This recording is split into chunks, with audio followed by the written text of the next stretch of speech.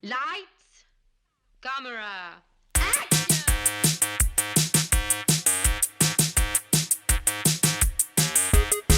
Aujourd'hui à l'émission, Almost Famous, The Decline of the Western Civilization Part 2 et Octobre. Bienvenue à On jase de film.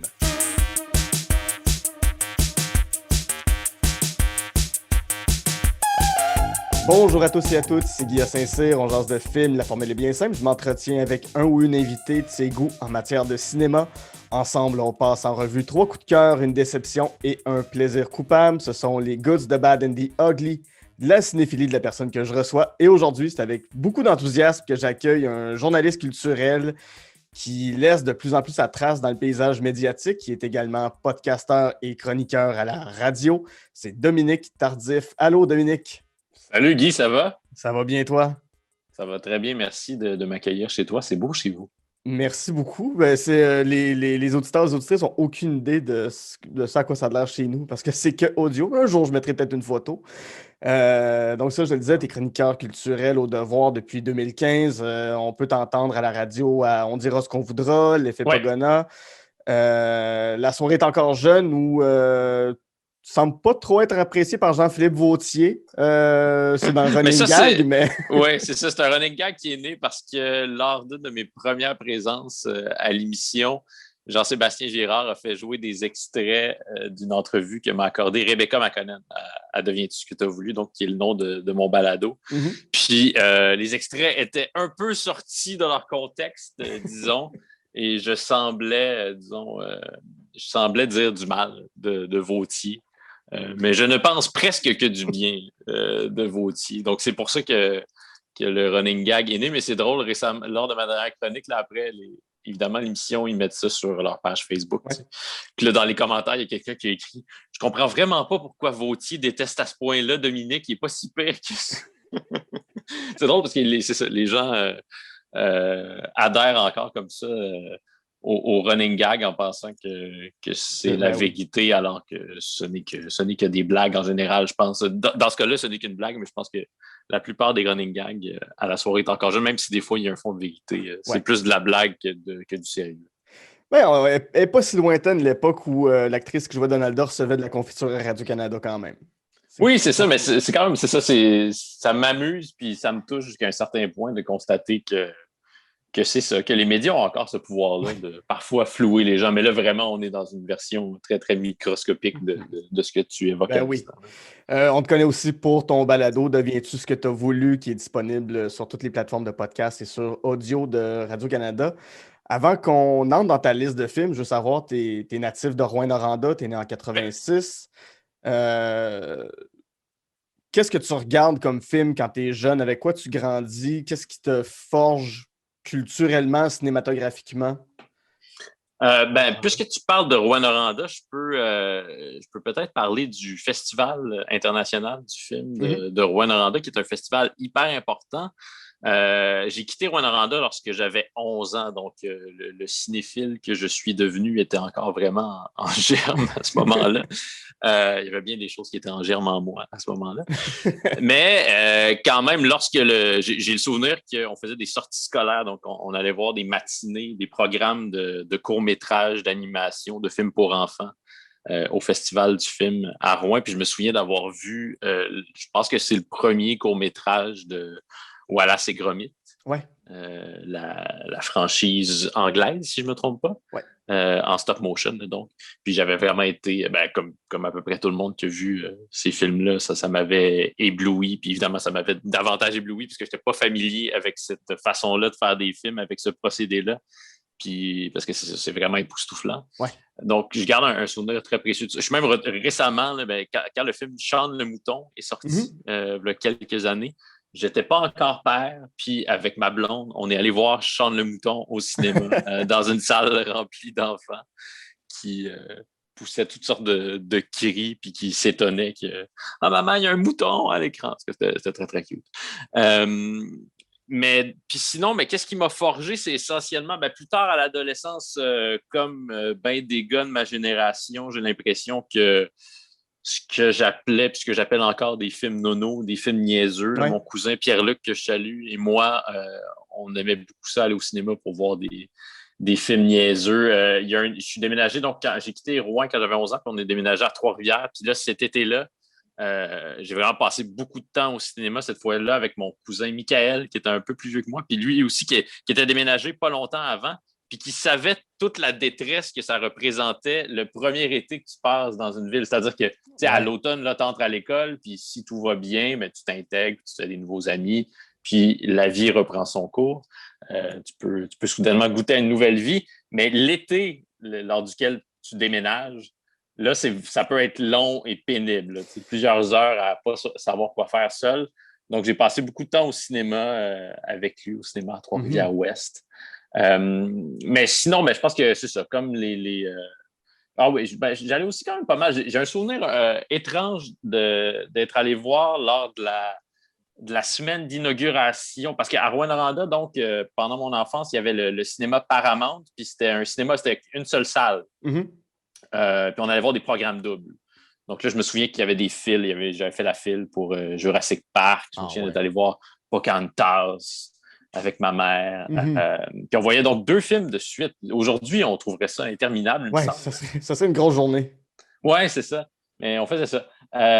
Puis les films arrivaient toujours un petit peu avec un petit délai, puisqu'il y avait juste un film ou 2 à l'affiche à la fois. Mais pas longtemps avant qu'on quitte Rouen, donc quand j'avais peut-être 10 ans, il y a un cinéma avec 5 salles. Oh là là, 5 salles qui ont ouvert ses portes à Rouen. Puis là, on y allait. Ah oui, c'était grandiose. Ça l'est encore. Puis on y allait assez souvent, ma mère et moi. C'était l'époque des films catastrophes, là, les films de Twister, bon, ce genre de films-là. Independence Day et compagnie. Là. C'est ça. Mais je me souviens, donc là où je voulais en venir, c'est que je me souviens d'être allé voir le film J'en suis avec ma mère quand j'avais comme 10 ans. Puis je pense pas que c'est un film approprié pour quelqu'un de 10 ans. J'en parlais récemment avec ma blonde, c'est ça, je me souvenais de la scène. Parce qu'il y a Claude Rajotte qui fait un caméo là-dedans. Il joue, je ne sais pas si tu te souviens, il joue un peintre qui peint des toiles avec son sperme. C'est pas ça qui m'avait marqué parce que je l'ai vu, moi aussi, trop jeune, ce film-là. Je me souviens même plus qui m'avait loué ce film-là en disant tu vas voir, c'est drôle, c'est une bonne comédie.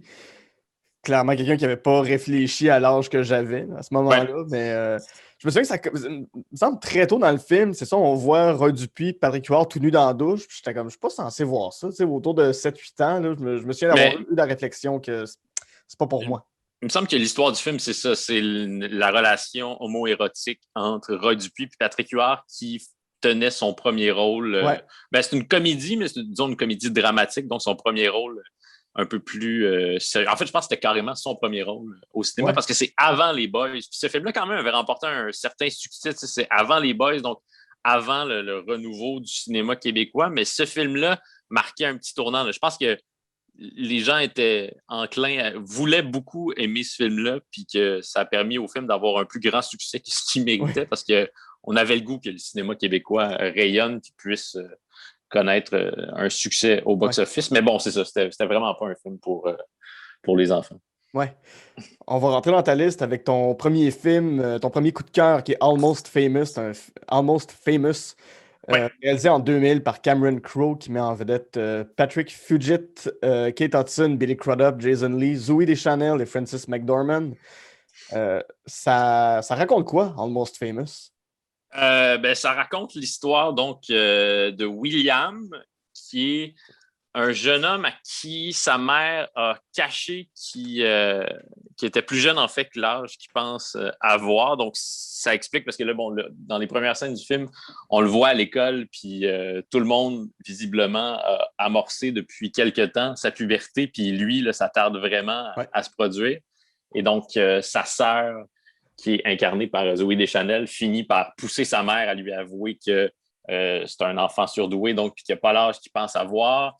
Mais puis elle lui cède, donc ça c'est la scène clé du début du film, elle lui cède, Zooey Deschanel, elle quitte la maison parce qu'elle est à bout de ce que lui fait, elle est plus capable de ce que lui fait subir sa mère, qui est incarnée par Frances McDormand, qui est merveilleuse, parce que Frances McDormand est incapable d'être autre chose que merveilleuse, mais elle est très, très stricte. On sent très tôt son grand cœur. Ça pourrait être vraiment un personnage caricatural, le personnage de la mère, parce qu'elle impose, elle est sévère, puis elle pose un regard sur le rock'n'roll, la musique du diable, qui est lui aussi très, très sévère parce que ça se déroule en 69. Donc, on est en pleine explosion pour la musique, en pleine explosion au plan social aussi aux États-Unis. Donc, Zooey Deschanel quitte la maison. Elle a plusieurs années de plus que son jeune frère. Elle lui cède sa collection de disques. Et là, ça fait complètement exploser l'imaginaire du jeune William qui se met à écrire dans différents magazines. Et donc, ça, c'est inspiré de l'histoire personnelle du réalisateur Cameron Crowe. C'est le film qu'il a fait après Jerry Maguire, donc, qui est son grand film, son film à succès. On lui a permis à ce moment-là de faire le film qu'il voulait bien faire. C'est à ce film-là qu'il rêvait depuis le début de sa carrière, raconter son histoire parce que lui-même, Cameron Crowe, est devenu journaliste rock. Donc, on est dans une explosion pour le rock, mais on est aussi dans les premiers balbutiements du journalisme musical. Ouais. Le Rolling Stone Magazine est encore assez jeune à ce moment-là. Donc, Cameron Crowe a été un des journalistes importants pour Rolling Stone Magazine, mais il était très, très jeune. Là. Il a suivi notamment Led Zeppelin, puis les Eagles. Les Eagles, certains des membres des Eagles sont devenus ses amis, d'ailleurs. Là. Ouais. Mais il les a suivis en tournée. C'était à l'époque où il y avait vraiment beaucoup d'argent dans le journalisme musical, donc tu pouvais partir pendant des mois, puis suivre en tournée les gars, puis vraiment les voir faire commettre tous les excès, faire toutes les folies qu'un groupe rock pouvait faire à cette époque-là. Donc, comment ça s'est raconté dans le film? C'est donc que le jeune William réussit à se faire engager par Rolling Stone pour aller couvrir un groupe qui se nomme Stillwater. C'est un groupe fictif, dont on entend quelques chansons là, dans le film, dont la principale s'intitule Fever Dog. C'est quand même une assez bonne tune. C'est comme du mauvais Zeppelin ou du bon Grand Funk Railroad, quelque chose comme ça. Puis, à ce moment-là, c'est le personnage incarné par Kate Hudson qui se nomme Penny Lane. Penny Lane, tu sais, voilà. Comment puis-je oublier ces... En plus, là, moi, j'ai vu ce film-là en traduction, puis... oui, évidemment, on louait des VHS au club vidéo à l'époque, puis le film était... c'est ça, il était doublé, là. Donc, dans le film doublé, Penny Lane, on dit que c'est une groupeuse et non pas une groupie, parce qu'elle ne veut pas être une groupie, mais le terme qu'elle utilise dans le film, dans le film original en anglais, c'est band-aid, parce que le mot groupie est chargé. Il y a comme une connotation sexuelle un peu négative à ce mot-là. Donc, Penny Lane prend sous son aile le jeune William qui a du mal à entrer en arrière-scène. Puis là, on comprend donc assez rapidement que William tombe amoureux de Penny Lane, mais Penny Lane, elle est amoureuse de Russell, qui est le guitar hero de Stillwater, qui est incarné par, encore une fois, je veux dire, le casting, il joue pour beaucoup dans ce film-là aussi. Là. Billy Crudup est exceptionnel. Puis, je ne l'ai pas vu dans beaucoup de films, mais je l'ai vu récemment dans la série The Morning Show. Là. Puis il joue un personnage tellement différent. Moi, dans ma tête, c'est un guitariste, là, Billy Crudup. Il incarne bien l'espèce de... Ouais, ça, puis tu y crois que c'est un genre de Jimmy Page ou que c'est un genre de... Il l'a. La tension puis la dynamique entre les 4 membres du groupe, là, on voit surtout, on voit beaucoup le guitariste, on voit un peu le chanteur puis un peu moins le batteur et le bassiste, outre dans quelques scènes amusantes. Là. Mais quand même, tu sais, la façon dont les dynamiques de groupe est dépeinte dans ce film-là, ça pourrait apparaître cliché, mais à chaque fois que je rencontre un groupe de musique, surtout un groupe de musique rock, là, je veux dire, il y a toujours les mêmes types de personnalités. Là, le guitariste un peu effacé, mais plus ambitieux, qui aimerait davantage faire de l'art, le chanteur qui a un ego disproportionné, le bassiste qui s'en fout, puis le batteur qui a toujours quelque chose d'un peu étrange. Là, donc, c'est ça, on les suit un peu partout à travers le monde en tournée, pendant que donc ce jeune William là, qui a comme 15-16 ans et qui n'a rien vécu, là, vraiment, il goûte à tous les plaisirs de la vie de tournée. Là, donc, on parle de sexe, de drogue, d'alcool. Puis, parmi les meilleures scènes dans ce film-là, il y a celles dans lesquelles on voit Philip Seymour Hoffman, le regretté. Ouais. Parce que Philip Seymour Hoffman, là-dedans, incarne Lester Bangs. Lester Bangs, c'est le parrain, c'est le père du journalisme rock. C'est, à mon avis, puis au avis, selon bien des gens, le plus grand journaliste rock. C'est un peu le Jack Kerouac du journalisme rock. Il y avait vraiment une façon d'écrire qui était tout à fait explosive, mais c'était aussi un personnage cynique, flamboyant, bedonnant. Ouais. Puis là, donc, on le voit au début du film, puis tout au long du film, le jeune William lui passe des coups de fil pour avoir des conseils, puis prendre de ses nouvelles. Puis Philip Seymour Hoffman, lui, il y a toutes sortes de phrases mythiques qui sont pas forcément des phrases de Lester Bangs, en fait, qui sont des phrases fictives, mais qui lui dit, tu sais, ils vont te faire sentir cool, les gars du band, là, mais prends-toi pas, là, t'es pas cool. Là. Je te connais, William, puis t'es vraiment pas cool. Nous, les journalistes, on n'est pas cool. Eux, ils sont cool, puis ils sont en train d'essayer de te leurrer, mon gars. Puis donc, le film porte un peu là-dessus aussi sur, William qui va effectivement tomber dans le panneau, mais c'est aussi la question que c'est une des questions que pose le film, là, la question du lien entre un journaliste puis son sujet. Parce qu'on peut comme ça avoir, je sais pas, se prendre d'affection pour une personne à propos de qui on écrit, surtout quand on passe plusieurs jours avec lui. Il y a une scène merveilleuse là, à la fin d'un spectacle, le guitariste Russell, il est tanné du groupe, là, il y a eu une chicane. Donc là, il part avec William, ils sont dans le stationnement de l'aréna, ils viennent de jouer, puis là, ils voient une gang de jeunes, puis ils disent « Qu'est-ce que vous faites? Blabla, vous avez un party. » Puis là, les jeunes ils invitent le guitariste chez lui. Puis là, il y a une conversation au téléphone entre Francis McDormand essaie de rejoindre son fils, de savoir ce qu'il fait, puis de s'assurer qu'il ne prend pas de drogue. Il veut toujours qu'ils finissent leur conversation en se disant « Je t'aime », ce qui est comme pas tout à fait cool quand tu es dans un party avec des rockstars. Tout le monde prend de la drogue, puis, sauf le jeune William. Puis Russell, Billy Crudup se retrouve sur le toit de la maison à faire un speech pour tout le monde qui est réuni, tous les jeunes qui sont complètement médusés que cette grande rockstar soit chez eux. Puis là, ils sautent dans la piscine après avoir dit « I am a golden god ». Je pense que c'est ça. Est-ce que c'est ça? C'est très Jim Morrison comme moment, là. Oui, I am the Lizard King. I am the Lizard King, ouais, c'est ça. Il manquerait juste comme une citation de Baudelaire ou de Rimbaud, puis on serait chez Jim Morrison. Effectivement. Donc, ce film-là, je l'ai vu très, très souvent. Je suis tout à fait conscient que c'est un choix hyper cliché pour un journaliste culturel que de choisir ce film-là, mais tout me fait rire là-dedans, tout me touche. Puis je pense que ça, c'est quelque chose que je répète souvent, là, mais récemment, je regardais la série M'entends-tu? Ouais. Bon, grande série, les personnages principaux sont merveilleux, mais ce qui fait vraiment la force, la finesse de cette série-là, selon moi, là, c'est les personnages secondaires. Tous les personnages secondaires, même ceux qu'on voit hyper brièvement, on sent qu'ils ont une vie, on comprend c'est quoi leur vie pendant qu'ils ne sont pas à l'écran, pendant qu'on ne les voit pas. Puis c'est la même chose dans Most Famous, le personnage de la sœur, donc Zooey Deschanel, qui est agente de bar, hôtesse de l'air. Elle est merveilleuse. Frances McDormand est merveilleuse. Il y a une scène assez amusante avec Marc Maron, que je ne connaissais pas, évidemment, quand j'ai vu le film lors de sa parution, mais qui est aujourd'hui le roi du podcast. Oui. Marc, notre maître à tous.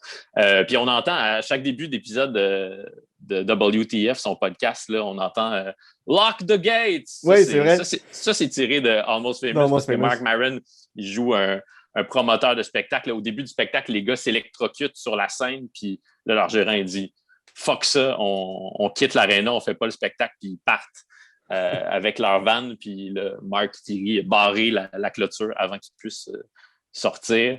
Mais le conducteur de la van appuie sur l'accélérateur et défonce la clôture. Ouais. Donc ça aussi, ben là, je suis en train de dire que... je me rends compte qu'il y a Mark Kozolek aussi qui joue là-dedans. Je pense qu'il joue le bassiste ou le batteur. Ça, c'est le gars du projet indie folk Sun Kill Move, qui a récemment été dénoncé, qui a été pris dans une histoire d'inconduite sexuelle. Donc, c'est ça. Ouais. Il y a Jimmy Fallon aussi. Oui, qui est là-dedans. Membre du groupe. C'est avec notre recul, avec ce que Jimmy Fallon est aujourd'hui, l'animateur super gentil. Tout ça, quand tu le regardes aujourd'hui, tu fais, c'est-tu Jimmy Fallon pour vrai? Pourquoi il n'est pas Ouais, c'est ça. en concours de lancer des canettes sur la face d'un acteur avec, avec d'autres comédiens? Chaque fois que je le revois, je suis toujours un peu saisi de voir Jimmy Fallon là-dedans qui se sortait de Saturday Night Live à l'époque. Ouais, c'est à peu près son seul rôle dans un film qui est digne de mention, même si c'est un rôle assez bref, là, parce que Ouais. le film qu'il a fait après, c'était quoi? C'était un remake américain Ouais, de Taxi. de Taxi. Ouais, c'est ça. Ça avait été catastrophique, puis Ben oui. ça a failly mettre fin à sa carrière. Certains diront pour le meilleur. Euh, Pas moi, là. Je dirais pas là, mais C'est pas mon préféré non plus, Jimmy Fallon, parmi les animateurs de fin de soirée. tu l'as dit, c'est un film où on suit un jeune journaliste culturel, on suit un journaliste musical qui rêve de devenir journaliste, justement, qui rêve de publier dans le Rolling Stones, qui rêve d'avoir cette reconnaissance-là. Ton podcast s'appelle Deviens-tu ce que tu as voulu? Je te pose la question, deviens-tu ce que tu as voulu? Est-ce que tu as voulu devenir journaliste culturel? Oui, quand même. Je suis pas devenu journaliste pour le Rolling Stone Magazine, malheureusement. Euh, mais oui, ben en fait, au moment où le film est sorti en 2000, donc en 2000, j'avais 14 ans, donc c'était déjà en moi, ça, là. Je parlais de ça hier avec ma patronne, Louise Maude. Là, on parlait de Jean-Marc Parent pour des raisons que je vous expliquerai pas parce que c'est pas intéressant, mais je lui disais que j'avais déjà écrit un article sur Jean-Marc Parent quand j'avais 10 ans, donc on était au sommet Ah du ouais. phénomène de l'heure JMP à ce moment-là. Puis à la bibliothèque de Rwanda, il y avait un camp d'Internet, parce qu'Internet, c'était comme une Mhm. genre de. C'était des connaissances qu'il fallait acquérir. Là, Ouais. aujourd'hui, les jeunes, ils agrippent les téléphones, puis ils ont 3 ans, puis ils savent comment utiliser Google. Là. Ouais. Mais donc, à ce moment-là, il fallait apprendre à utiliser Internet. Puis, donc, c'était un cas d'Internet dans lequel on écrivait des articles qui étaient ensuite mis en ligne sur le site web de la bibliothèque de Rwanda. Puis j'avais écrit un texte sur Jean-Marc Parent à ce moment-là. Puis je me souviens que dans ce même cadre-là, j'étais allé faire une entrevue avec le propriétaire du disquaire Polisson, Oh. disquaire du centre commercial, d'un des centres commerciaux, les Promenades du Cuivre de Rwanda. Donc, tout ça pour dire que oui, ça m'habite depuis longtemps là, dans mon album des finissants en 6e année à Trois-Rivières. Que souhaites-tu faire plus tard? Quelle est ta profession de rêve? Je dis que je veux être critique musicale là, parce que mon héros à ce moment-là, c'était Claude Rajotte, dont on parlait tantôt, qui est non pas peintre, peintre avec sperme, là, mais qui est un critique musical, grand critique musical.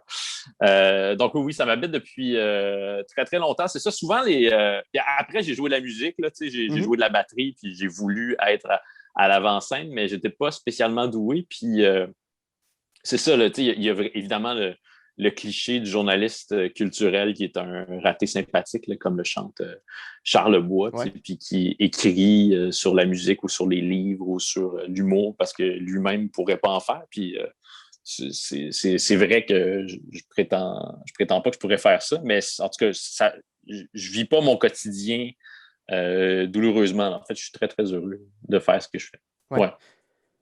Puis, as-tu des moments dans ta carrière où tu avais l'impression d'être dans Almost Famous, où tu arrives à un événement, tu couvres un événement rock, que tu couvres un show, un artiste, que tu suis des artistes en show, puis tu fais comme. On est-tu dans Almost Famous en ce moment? C'est démesuré. Pas tant que ça, mais quoi que j'ai. Tu sais, c'est ça qui est difficile avec le contexte du journalisme culturel au Québec, puis en général dans le monde, c'est que on a de moins en moins de temps. Je veux dire, le fait que Cameron Crowe pouvait suivre ces groupes-là pendant tout ce temps-là, c'est parce qu'il y Ouais. avait de l'argent à la fois dans le monde du magazine musical, mais aussi dans le monde de la musique. Mhm. C'est ces deux conditions-là qui permettaient à des reportages comme ça d'exister. Donc, je rêve vraiment de pouvoir passer plusieurs jours avec quelqu'un. Récemment, j'ai reçu Nathalie Petrovski Ouais. à Deviens-tu ce que tu as voulu? Puis après l'entrevue, on jasait parce qu'elle a fait aussi des portraits pour l'actualité à une certaine époque. Mhm. Puis elle me parlait d'un portrait qu'elle avait fait de Marjo dans les années 80. Wow. Là. Puis elle avait passé plusieurs journées avec Marjo. Ça, c'est merveilleux. Puis bon, il y a le fait que Nathalie devait être bien payée pour faire ce portrait-là, mais il y a aussi le fait que je pense que les artistes se rendaient plus disponibles.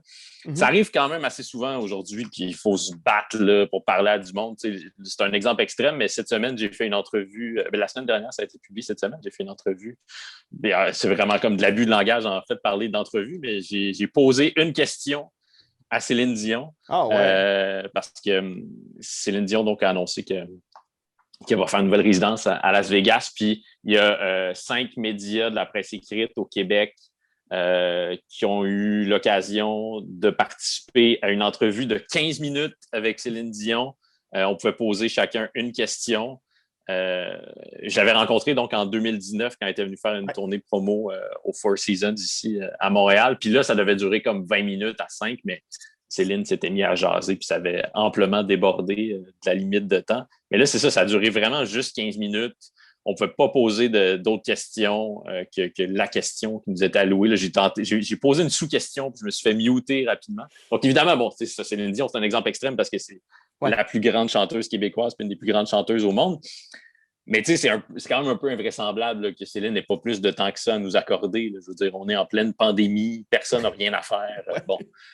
Donc, l'accès aux stars est vraiment compliqué. Mais en tout cas, ça pour dire que certains des reportages les plus fun que j'ai faits, c'était, je me souviens d'avoir fait un texte là, pour, je pense que c'était même pour le blog que je tenais sur le site de Voir Estrie là, dans le temps. Bon.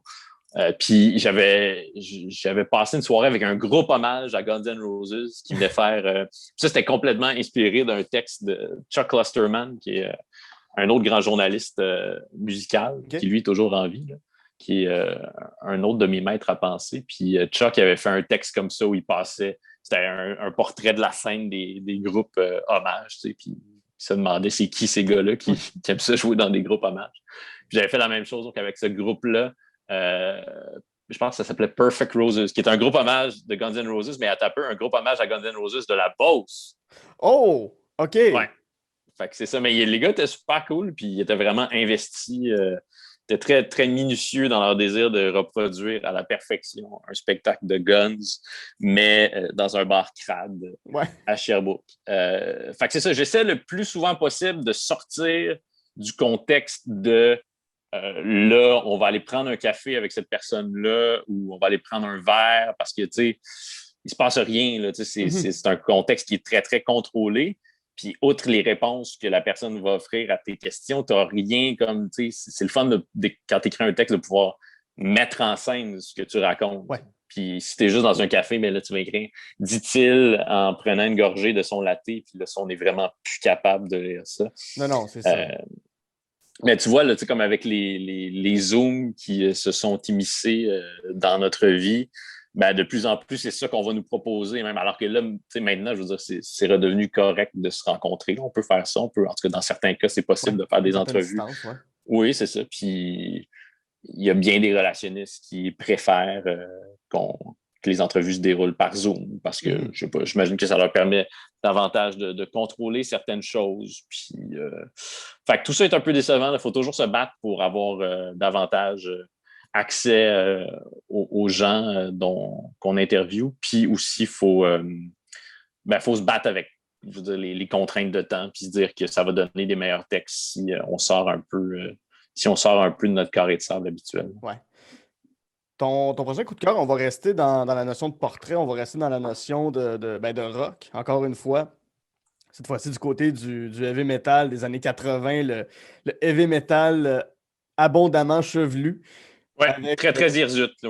Oui, c'est ça. Avec The Decline of the Western Civilization Part 2, The Metal Years, un film de 1988 réalisé par un documentaire de 88 réalisé par Penelope Spheris, à qui on doit entre autres Wayne's World et Wayne's World 2, sauf erreur. Oui, c'est Wayne's World 2 en fait qu'elle a réalisé, oui. OK.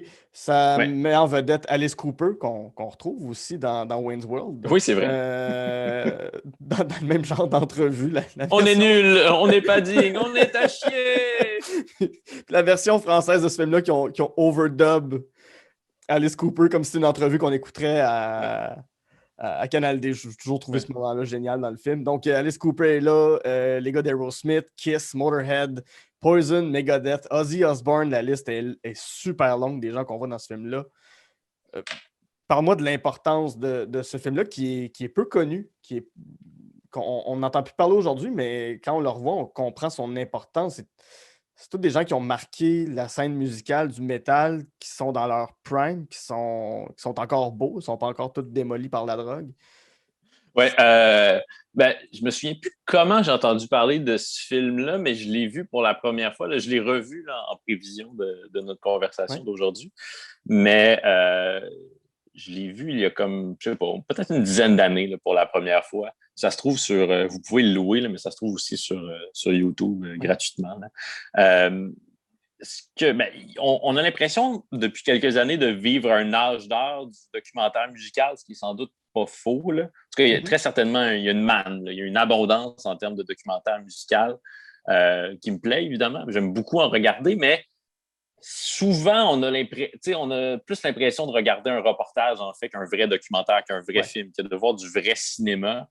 C'est comme c'est des films de tête parlante, puis c'est ça, on n'a pas trop réfléchi au décor. On va filmer les gens dans leur salon. Puis, une rockstar dans son salon, ça peut donner un contraste intéressant, mais ça peut aussi, plus souvent qu'autrement, donner quelque chose d'assez beige. Donc, souvent, quand je regarde des documentaires musicaux, en fait, c'est rare que je suis complètement déçu parce qu'on apprend. C'est rare qu'on n'apprend pas quelque chose, mais je trouve qu'au plan de la facture visuelle, ça, c'est souvent décevant. Puis ce qu'il y a de génial avec The Decline of Western Civilization Part 2, c'est que le décor, les décors dans lesquels Penelope Spheeris place ses intervenants sont tous merveilleux. Là, comme c'est sûr là, qu'il y a comme un arrière-plan de misogynie qui est très, très fort dans ce film-là. Mais elle en parle. Là, elle ne fait pas semblant que ça n'existe pas. Puis c'est une femme donc, qui est la cinéaste. Donc, puis c'est vrai, c'est une féministe affirmée, là, Penelope Spheeris. Donc, elle en parle de manière frontale à un certain moment dans le film de la misogynie qui est omniprésente dans la scène métal, dans la scène du glam rock à Los Angeles dans les années 80. Mais donc, tu as Gene Simmons qui fait son entrevue. Il y a une espèce de soute, il est habillé en cuir des pieds à la tête, puis il fait son entrevue dans ce qui ressemble à une boutique de sous-vêtements. Là. Ouais. Pendant qu'il y a des jeunes femmes qui, autour de lui, fouillent dans les étals, là, puis choisissent ce qu'elles vont aller essayer. Il y a le collègue de Gene Simmons, Paul Stanley, chanteur de Kiss, qui, lui, donne son entrevue. On le voit, il est filmé là, aide-moi, le Guy, là, on le filme comme ça du dessus. Là. Il est couché dans son lit. Oui, c'est ça. En plongée. En plongée, c'est ça. Mes cours de cinéma du cégep me reviennent tranquillement. Il est filmé en plongée. Il est couché dans son lit avec 3 filles. Puis, il y a comme le sourire le plus béat aux lèvres. C'est comme c'est un Paul Stanley qui est encore magnifique. Là, aujourd'hui, il a pris je suis allé voir Kiss lors de leur dernier passage à Montréal. Puis c'est ça. Paul il avait pris malgré son maquillage, on sentait qu'il avait pris un petit coup de vieux. Là. Mais là, à cette époque-là, il est encore beau. Là, il a des traits magnifiques. Puis ça, il était avec 3 femmes dans son lit. C'est hilarant. Après, tu as Ozzy Osbourne qui donne son entrevue. Ozzy Osbourne qui, dans le film, donc sert un peu comme c'est le père, le parrain de la scène dont il est question. Ces figures-là, c'est comme si Ozzy Osbourne, il y a Steven Tyler, Joe Perry de Aerosmith, il y a Lemmy de Motorhead, puis il y a Alice Cooper dont tu parlais tantôt. Donc, Alice Cooper, lui, est sur scène dans son décor. Là, il y a comme une guillotine, puis un décor typique d'un spectacle de shock rock d'Alice Cooper dans les années 80. Steven Tyler et Joe Perry, eux, sont dans des divans. Là, le décor est moins intéressant, mais Steven Tyler c'est la meilleure entrevue rock au monde. Je veux dire, Steven Tyler est tellement drôle là, parce que c'est Aerosmith juste après le moment où Steven Tyler et Joe Perry se sont réconciliés, parce que Joe Perry a quitté le groupe pendant un petit moment, parce que presque tout le monde dans le groupe, il y avait beaucoup de gens, lui et Steven Tyler, qui avaient de sérieux problèmes de drogue. Mais là, à un certain moment, il s'est rendu compte qu'il ne pourrait pas continuer à mener la vie de prince qu'il menait s'il ne faisait pas partie de Aerosmith, parce que les gens, ça ne les intéressait pas vraiment d'aller voir un show en solo de Joe Perry. Donc, il a réintégré Aerosmith. Tout le monde a arrêté de prendre la drogue pendant un certain temps. Donc là, on voit les gars pas longtemps après ça. Puis la réalisatrice, elle demande à Steven Tyler, est-ce que vous avez fait beaucoup d'argent avec Aerosmith? Là, Steven Tyler est comme, oui, on a fait des millions. Là, sous question. Puis ils sont où vos millions maintenant? La réponse de Steven Tyler, c'est je me les ai tous mis dans le nez. J'ai sniffé le Pérou au complet. C'est absolument merveilleux comme réplique. Puis Ozzy Osbourne, on le voit pendant qu'il se fait à déjeuner. Oui. Il parle des dangers, des périls du mode de vie rock'n'roll. Il est en train de faire cuire du bacon. Il tremble comme Ozzy Osbourne a presque toujours tremblé. C'est ça, il est déjà plus là, à ce moment-là dans sa vie. Mais c'est ça, il est déjà plus là, mais en même temps, il est tellement drôle. Je veux dire, Ozzy a de la répartie. Mm-hmm. On s'est beaucoup moqué de lui quand il y a eu la série la télé-réalité Les Osbournes, où on voyait la famille, puis évidemment, qui devenait de plus en plus sénile à ce moment-là, et non pas Céline. Mais je pense que même dans la télé-réalité, il y avait quand même le sens comique de Ozzy Osbourne qui était à l'œuvre. Puis là, on le voit vraiment, il mesure tous ses effets, il est très, très drôle. Puis évidemment, moi, j'ai lu plusieurs entrevues que Penelope Spheeris a accordées au sujet de ce film-là après. Puis ça, c'est une totale mise en scène. Là, comme Sharon Osbourne, la femme de Ozzy, elle dit là, comme Ozzy s'est jamais fait à déjeuner de sa vie. Ça n'arrivait juste pas. Là. Mais Penelope Spheeris, elle avait l'instinct que ce serait vraiment amusant de voir. Ce qui est annonceur de Osbourne, ce qui est annonceur de la série quand même. Tout à fait. C'est impressionnant quand même d'avoir réuni tous ces gars-là. On en a nommé plein. Je pense que les grands absents là-dedans, finalement, c'est pas mal Metallica, mais Metallica, j'ai toujours l'impression que mais Metallica appartenait pas vraiment. C'est-à-dire que le film s'appelle The Metal Years, mais il est vraiment question comme du air metal, surtout. Là, puis ce qui est le fun aussi, c'est qu'on voit un paquet de jeunes groupes. Là, donc, elle a réuni plein de groupes là, dont personne ne se souvient parce que c'est des groupes qui ont peut-être même pas enregistré puis qui ont certainement pas connu de succès. Puis qui parlent tous de leurs rêves. Il y a une séquence où elle met bout à bout, elle leur pose la question, qu'est-ce que vous allez faire là, si votre rêve ne se réalise pas de devenir des rockstars? Puis tous les gars, ils répondent, il y a quelques filles aussi, mais ils répondent tous immanquablement. Ah non, mais je vais devenir une rockstar. Il n'y a pas de doute là-dessus, j'en doute pas, c'est sûr, je vais persévérer, puis ça va se produire. Puis là, c'est spécialement drôle parce que, je veux dire, on les connaît pas, ces gens-là. Non, il y a même un gars, il y a un groupe qui a connu un tout petit peu de succès, mais qui est vraiment pas devenu un groupe important, qui s'appelle Odin. On les voit ici dans un spa. Mm-hmm. Puis le chanteur dit que s'il ne devient pas une rockstar, il va se suicider. C'est le genre de déclaration qu'il vaut mieux pas faire parce que c'est ça. Ça te force soit à te suicider pour tenir parole, ce qui est triste, ou avoir l'air d'un gars, c'est ça, d'un nono qui fait des déclarations en porte-pièce. Ouais. Le gars s'est pas suicidé, on est content, mais Odin n'a pas connu de succès. Puis l'autre scène mythique dans ce film-là, c'est celle dans laquelle on voit un guitariste qui s'appelle Chris Holmes, qui est le guitariste d'un groupe assez important là, de la première génération de groupe glam de LA, donc la même génération que Motley Crue, un groupe qui s'appelle Wasp. Donc Chris Holmes est dans sa piscine creusée. Il porte ses vêtements de scène, là, c'est comme un one piece en cuir, complètement mouillé, puis il est couché donc dans une chaise chaise gonflante là, dans laquelle on se couche dans une piscine. Il est complètement saoul. Là. Il est fini. Il balbutie, il est vraiment torché. À un moment donné, il se vide comme une bouteille de vodka au complet dans le visage. Puis la réalisatrice donc, lui demande de parler de son rapport à l'alcool, de son rapport à la célébrité. Parce qu'évidemment, les problèmes de drogue étaient nombreux là, parmi cette scène-là. Ça a vraiment gangréné la scène musicale de Los Angeles dans ces années-là. Mais évidemment, les victimes ont continué à être nombreuses dans les années suivantes là, parce que c'est ça, c'est des gens qui, une fois que le succès s'est estompé, mais qui sont, dans bien des cas, restés accrochés à la drogue. Puis, c'est ça, quand tu restes juste ton problème de drogue, mais que tu n'as plus la lumière de la gloire, ça devient tragique rapidement. Là. Donc, c'est ça, Chris Holmes est dans sa piscine, puis sur le bord de la piscine, il y a sa mère qui est assise dans une chaise longue et qui l'observe avec un mélange d'effroi et d'amusement. Parce que c'est ça, ses réponses sont parfois un peu amusantes là, quand il parle de son rapport à l'alcool, mais sont aussi un peu, il dit qu'il va mourir bientôt, puis qu'il en reste plus long, puis qu'une année de tournée pour un groupe rock, c'est aussi, c'est comme 4 années dans la vie de quelqu'un qui mène une vie plus normale. Mais il est encore en vie, Chris Holmes. Il a vraiment l'air magané, il a une grosse barbe, des cheveux longs, mais il est encore en vie. Puis semble-t-il qu'il va pas trop mal. Ils ont fait, ça se trouve ça aussi sur YouTube, là, il y a quelques années, ils ont tourné une scène semblable. Donc, il s'est couché dans une piscine comme ça, puis il a refait une entrevue.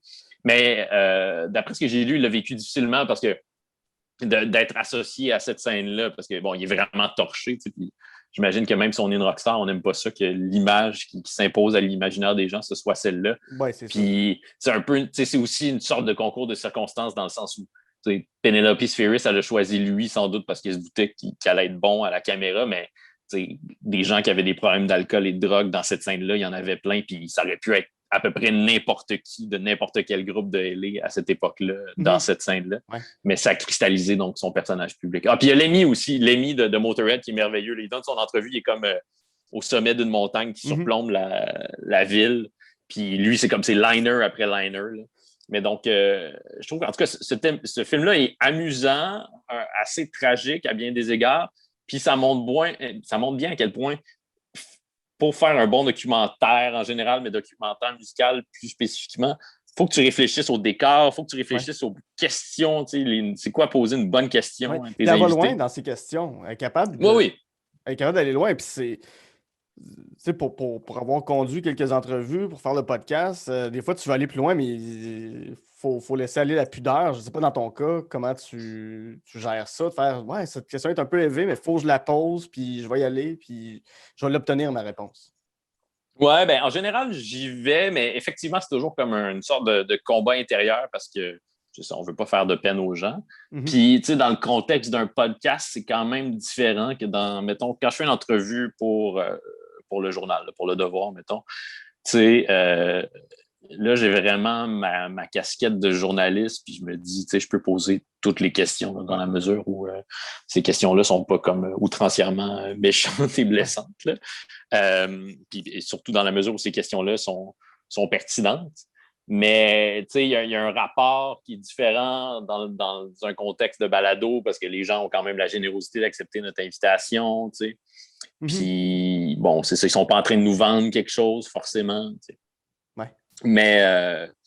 Mais en général, tu sais, les questions qu'on se pose au sujet de quelqu'un, c'est rare que cette personne-là ne se les ait pas déjà posées à son sujet. C'est rare quand tu poses une question à quelqu'un que tu y apprends quelque chose à propos d'elle, à propos de lui.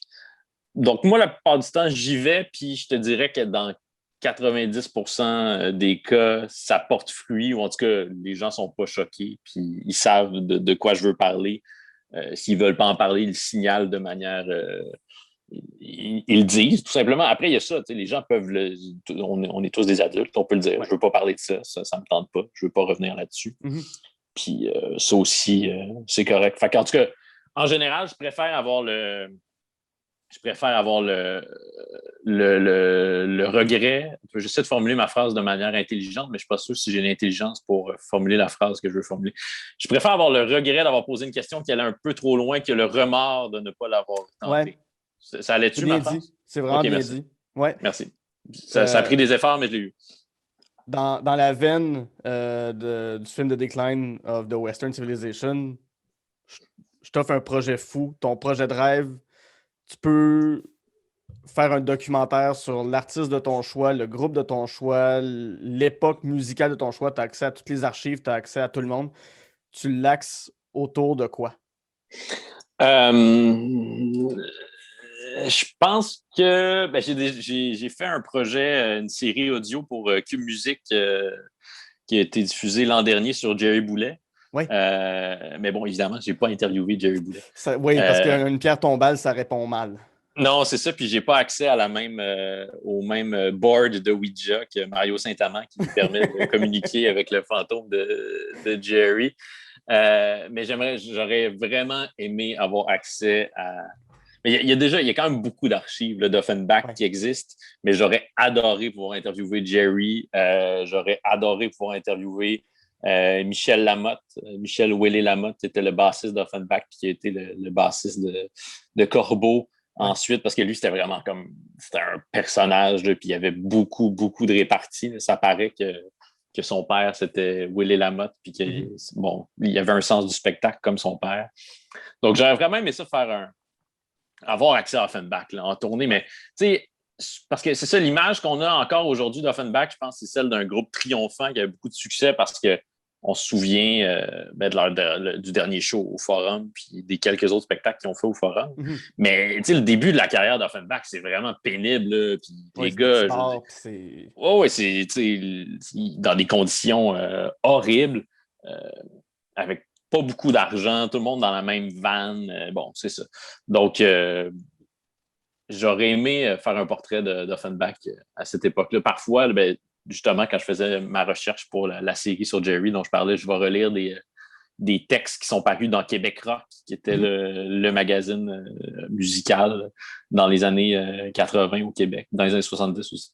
Puis, c'est disponible sur le site de la BNQ. On a accès à toutes les archives du magazine Québec Rock, puis il y a des textes merveilleux là-dedans, notamment des textes de Nathalie Petrovski, qui collaborait à Québec Rock, puis un paquet d'autres gens là, qu'on connaît, là, qui ont commencé leur carrière là, puis qui se permettaient d'écrire des choses et de poser des questions qu'on poserait peut-être plus aujourd'hui.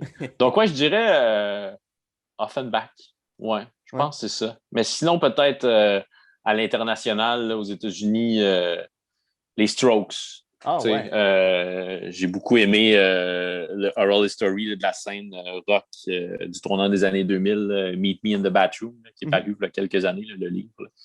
Donc, accompagner les Strokes dans leurs premières années de succès, là, ça aussi, j'aurais bien aimé ça. Génial. Ton troisième coup de cœur, c'est Octobre, un film de 1994, film coup de poing de Pierre Falardeau. Qui met en vedette Luc Picard, Hugo Dubé, Denis Trudel, Serge Aude et Pierre Rivard. On suit, sans les nommer, les gars de la cellule Chénier qui ont kidnapping qui a mené à la mort de Pierre Laporte. De Pierre Laporte. Essentiellement, c'est ça qu'on voit dans le film. Oui, c'est un huis clos à peu près. C'est ça. C'est un film qui a... On se rappelle de Pierre Falardeau pour ses coups de gueule. On se rappelle de lui beaucoup pour des entrevues spectacles où que des animateurs voulaient le pomper. Mais ce film-là est quand même très nuancé sur les actions de la cellule Chénier. C'est quoi pour toi ce film-là, Octobre? C'est Pierre, c'est ça, tu le dis, là, c'est assez fascinant puis un peu triste. Là. Je veux dire, je suis heureux qu'on se souvienne de Pierre Falardeau. Il n'y a pas une semaine qui passe sans que je vois quelqu'un là, sur Facebook écrire j'aimerais donc bien ça, avoir le point de vue de Pierre Falardeau sur telle affaire qui se passe dans l'actualité. Puis c'était plus souvent qu'autrement amusant. Je ne sais pas s'il était, à la fin de sa vie, s'il était si pertinent que ça, mais il y avait toujours des coups de gueule qui avaient le mérite d'être amusants. Pierre Falardeau, puis quand même, qui brassait certaines idées reçues. Là. Oui. Donc, j'ai encore beaucoup d'admiration pour Pierre Falardeau. Je lui ai déjà serré la main, d'ailleurs. Je m'en souviendrai toujours. Mais on ne se souvient pas du cinéaste. En tout cas, on en parle vraiment moins. Je veux dire, c'était ça quand même, Pierre Falardeau, avant d'être un gars qui allait dans des talk-shows sacrés. Là. C'était un gars qui faisait des films. C'était ça sa passion. C'est un grand cinéphile. Puis ce film, je pense qu'on a beaucoup parlé du film 15 février 1839. Là. J'ai l'impression que l'héritage de Pierre Falardeau, c'est davantage ce film-là en général, puis évidemment Elvis Gratton pour le meilleur et pour le pire. Là. Oui. Mais pour moi, son plus grand film, c'est Octobre. C'est un film qui est vraiment maîtrisé, puis qui est intéressant dans ce qu'il dit du contexte historique, donc de la crise d'octobre, tu sais.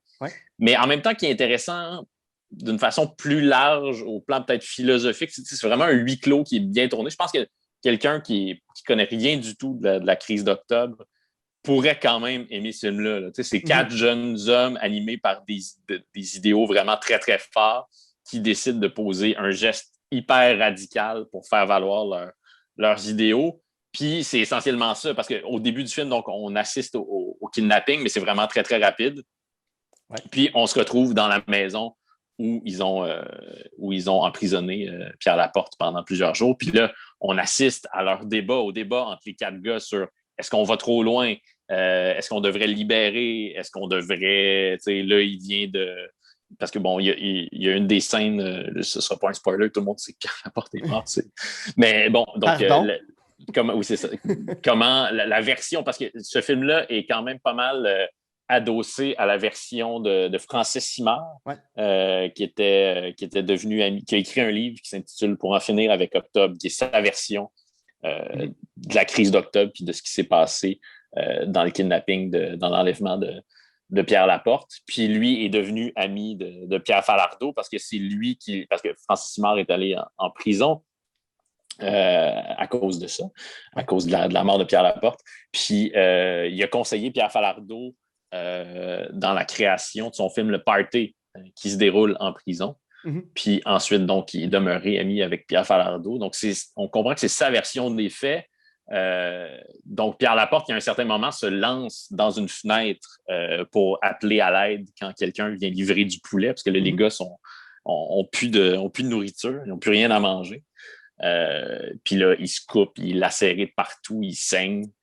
Puis là, les gars ont des débats sur qu'est-ce qu'on fait, est-ce qu'on l'emmène à l'hôpital, il est en train de nous mourir dans les bras. On comprend que c'était pas ça, leur objectif, c'était pas de tuer Pierre Laporte. Puis c'est pour ça qu'ils ont plaidé, lors de leur procès, qu'ils ont plaidé responsable et non pas coupable. Ouais. Donc ce film-là est bon. Les acteurs sont excellents. Des acteurs... Denis Trudel, qui est aujourd'hui député bloquiste, qui est pour moi un grand comédien. Luc Picard, je n'ai pas besoin de vanter davantage Luc Picard. Pierre Rivard, qu'on n'a pas revu, je pense qu'on l'a vu il y a eu un rôle dans Le Retour, là, dans les années 90, il me semble, mais on ne l'a pas vu depuis longtemps, il me semble. Il a joué dans Camion, mais un petit rôle, OK. Puis sinon, Hugo Dubé, que j'aime beaucoup. J'ai déjà eu la chance d'interviewer il y a quelques années. C'était au moment où il jouait dans Série Noire. Oui, qui fait Claudio. Oui, exactement. Puis le East Gay Gang. Puis on avait parlé de ça, j'avais posé des questions là-dessus, parce qu'il y a une scène, donc, plus vers la fin du film, où là, les 4 felkistes partent chacun de leur côté, puis tentent de se cacher pour ne pas être arrêtés par la police. Puis pour ne pas être reconnu dans la rue, le personnage d'Hugo Dubé, c'est vraiment une scène troublante. Là, puis Hugo Dubé il m'avait raconté que c'est ça, sur le plateau, là, c'était vraiment le silence, puis qu'il l'a fait pour vrai. Là. Ouais. Il met une brique dans une serviette. Puis là, il se donne des coups de brique au visage pour modifier l'apparence. Pour se tuméfier, là, Se tuméfier, c'est ça. Là. C'est très, très étrange comme technique. Mais c'est une scène vraiment, en tout cas, moi, qui me donne des frissons, là, qui donne froid dans le dos. Donc, c'est un grand film. Puis, c'est ça, l'œuvre de Falardeau occupe quand même une grande place dans mon imaginaire. Tu sais, j'aurais pu choisir Le Temps des Bouffons, là, son moyen-métrage documentaire sur cette fameuse soirée au Beaver Club avec le texte de narration qui est absolument assassin, puis qui me fait pleurer. Là. Je veux dire, c'est un texte bouleversant sur l'exploitation puis l'oppression. Je veux dire, au moment où on enregistre l'épisode d'aujourd'hui, cet épisode-là n'est pas encore sorti, mais il y a quelques semaines, pour les auditeurs, il y a un épisode que j'ai fait avec Jules Falardeau. Puis son coup de cœur, c'était Le Temps des Bouffons. Donc, on a pu en parler.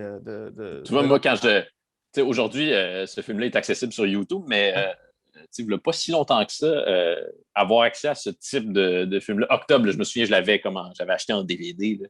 Mais Le Temps des Bouffons, c'était introuvable. Puis quand je suis arrivé, j'habitais à Asbestos à ce moment-là, donc quand j'étais ado. Puis quand je suis arrivé au cégep de Sherbrooke, la première chose que j'ai fait à ma première journée de cégep, c'est que je suis allé à la bibliothèque. Là, il y avait une vidéothèque avec un paquet de films, dont Le Temps des Bouffons. Ouais. J'ai pris le film, puis je suis allé dans une petite salle, puis j'ai regardé Le Temps des Bouffons, dont j'avais entendu parler parce que j'avais lu des livres d'entrevues avec Pierre Falardeau, puis il parlait de l'importance de ce film-là dans son parcours, puis ça me semblait être important. Et puis effectivement, c'est ça. Ce que m'avait fait miroiter Pierre, c'était effectivement un grand film. Ouais. Ouais. trouves-tu, culturellement, dans notre cinéma ou à la télé ou tout ça, que nos événements historiques plus tragiques, disons, sont couverts? Tu sais, je trouve qu'il y a une période où on a fait des films sur les gens du spectacle. On a beaucoup fait des films sur Dédé Fortin, Jerry Boulet, La Bolduc, Louis Cyr, mais ces événements historiques-là, tu sais, je pense, ben, justement, il y a 15 février, il y a octobre, il y a les ordres. Aimerais-tu ça voir plus de films qui parlent de ces événements politiques-là, qui ont pu nous marquer? Ouais, mais on dit, je sais pas trop, je pense qu'il y a comme un des principaux problèmes, c'est peut-être le manque de budget, là, les petits budgets avec lesquels nos réalisateurs travaillent. Là, 15 février 1839, c'est pas un film à si grand déploiement que ça, mais je serais pas étonné. C'est un huis clos, encore une fois.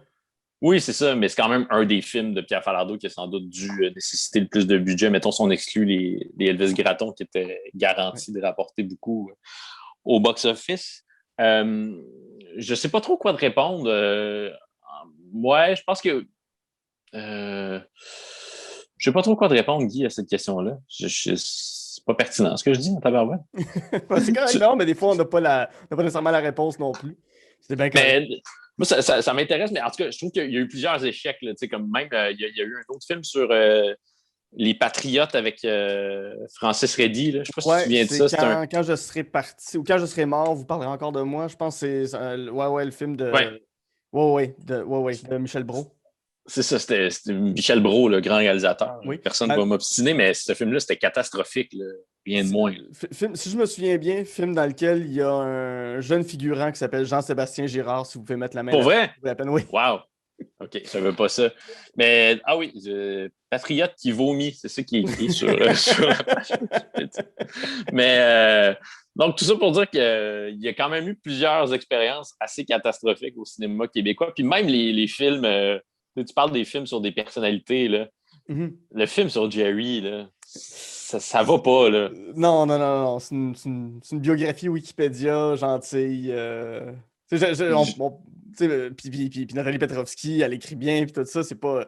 Je veux pas attribuer la faute à personne, mais le résultat, c'est quand même ardu. Oui, c'est ça, c'est un film qui refuse de faire des choix, puis qui, donc, par conséquent, fait tous les mauvais choix. Ouais. Puis, on avait célébré le Mario Saint-Amand au moment de la sortie de ce film-là, mais je veux dire, il est beaucoup trop intense. Là. Ça n'a juste pas d'allure.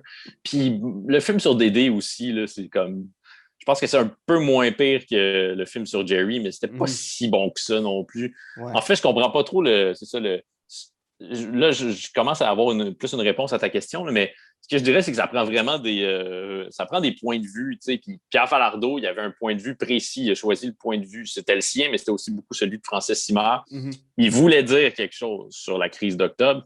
Même chose sur les Patriotes. Ce film-là a quand même beaucoup contribué à ce que l'histoire des Patriotes revienne à la conscience populaire. Là, parce que, en tout cas, moi, quand j'étais enfant, on en parlait moins des Patriotes. Là, puis c'est devenu une fête qu'on souligne à chaque année.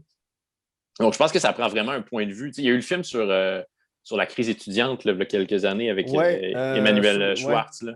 Ça aussi, c'est un film étrange qui avait comme plein de défauts, mais qui avait un point de vue très, très clair sur qu'est-ce qui s'était passé pendant la crise étudiante.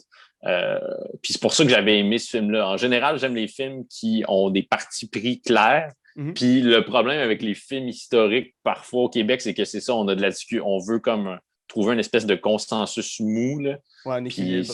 Ouais, c'est ça. Puis ça donne rarement des films super intéressants. Je veux qu'on fasse une petite parenthèse aussi, parce que tu voulais qu'on parle de Gaspard Blues. Fait que si on fait un petit 2 minutes là-dessus, parce que c'est un film qui est cher à mon cœur, puis j'en ai parlé. C'était un des coups de cœur du réalisateur Patrice Laliberté qui a réalisé Jusqu'au déclin. Pourquoi tu voulais me parler de Gaspard Blues? Essentiellement pour te parler de Serge Thériault. C'est un des plus grands acteurs québécois, à mon sens. Ouais. Il est absolument bouleversant là-dedans, mais ça, c'est un film qui a la rare qualité de ne pas être gnangnan, mais en même temps être touchant, mais en même temps, de ne pas être tragique. C'est quand même un film qui est relativement lumineux, même si on n'arrive pas à une conclusion où tout le monde a retrouvé le bonheur et la santé et la joie. Encore une fois, c'est un film dont tous les acteurs sont excellents, tous les personnages secondaires sont absolument délicieux. Il y a Claude Legault là-dedans qui joue une espèce de petit bum qui est hilarant. Réal Bossé, son acolyte, son fréquent acolyte qui joue un homme aveugle qui est très, très drôle aussi. J'aime beaucoup la musique de ce film-là également. Ouais, du bon blues. Oui, c'est ça, la part de Guy Bélanger à la cinématographie de Louis Bélanger. Je pense que c'est lui qui a signé la trame sonore d'à peu près tous ses films. C'est merveilleux. Puis je me souviens d'avoir une conversation dans un festival C'était pas longtemps après que le film soit sorti. Puis j'étais allé le voir au cinéma, ça m'avait beaucoup touché. Puis là, je vais voir Guy Bélanger en spectacle dans un festival de blues à Victoriaville. Puis c'est ça, moi, j'étais du genre à aller parler là, aux artistes après, là, puis ça me dérangeait pas. Puis à leur poser je posais déjà des questions, même si j'avais pas d'article à écrire. Puis je m'étais bien à jaser avec Guy Bélanger, puis je me souviens qu'il avait été vraiment hyper généreux. Là, il aurait pu me dire hey, merci le jeune d'être là pour mon spectacle, puis à la prochaine. Là. On avait parlé, dans mon souvenir, on avait parlé pendant une bonne demi-heure, puis me raconter à quel point ce film-là est vraiment comme, on le sait maintenant, là, mais c'est très, très collé sur leur vie, sur leur jeunesse aux frères Bélanger. Puis, le père de Guy Bélanger lui disait vraiment pour le réveiller t'es-tu debout, Guy? T'es-tu debout, Guy? Donc, c'est pour ça aussi que ce film-là me touche autant. Puis, ouais, c'est ça, tout le monde. C'est Gilles Renaud, merveilleux. Danny Gilmour, qu'on n'a pas tellement vu après, qu'on a moins vu. Fait que presque une fois par année, là, je revois ce film-là avec toujours autant d'émotions. Fanny Mallette, qui a vraiment un petit rôle, mais qui est très émouvante. Ouais. Daniel Gadois, qui doit passer du temps dans le congélateur. Oui, parce qu'il a volé de l'argent, puis oh mon Dieu que ça se fait pas. C'est ça. Fait que c'est ça. Tout le monde est bon là-dedans, puis Serge Thériault, je pense qu'il avait remporté, si je ne me trompe pas, un Jutra pour... de mémoire, je crois que oui.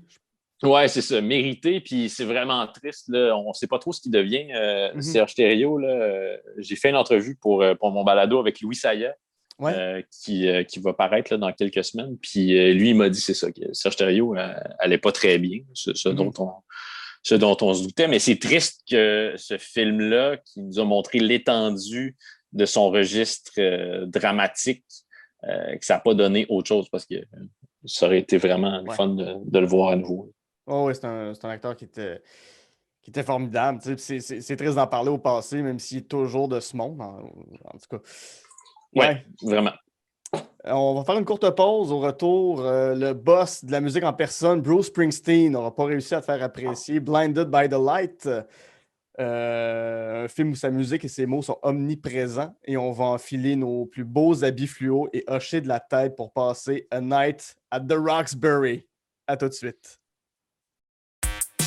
Je profite de ce moment pour vous dire que On Jase de Film est disponible sur Patreon au www.patreon.com/On Jase de Film. Vous y retrouverez le podcast L'Armoire à cassette où je jase avec ma sœur Geneviève des nombreux films qui ont marqué notre enfance, ainsi que le podcast Amour et Flamèche où je fais découvrir pour le meilleur et pour le pire les films de l'univers Marvel à ma meilleure amie Camille. Parlant de Patreon, j'aimerais maintenant remercier les personnes suivantes. Christopher Prudhomme, Daria Desjardins, David Saint-Pierre, Gabriel Bordelot, Jen Saint-Cyr, Jadosaurus, John Vanasse, Maxime Périgny, Tout Simplement Joe, Zachary Sirbelec, ainsi que Eric Biron. Pour vous abonner, www.patreon.com/On Jase de Film. En terminant, si vous avez 2 petites minutes, vous pouvez laisser 5 étoiles sur iTunes, vous abonner sur la chaîne YouTube de l'émission et, bien entendu, sur Facebook et Instagram, m'envoyer votre liste de films. J'aime toujours jaser de films avec vous.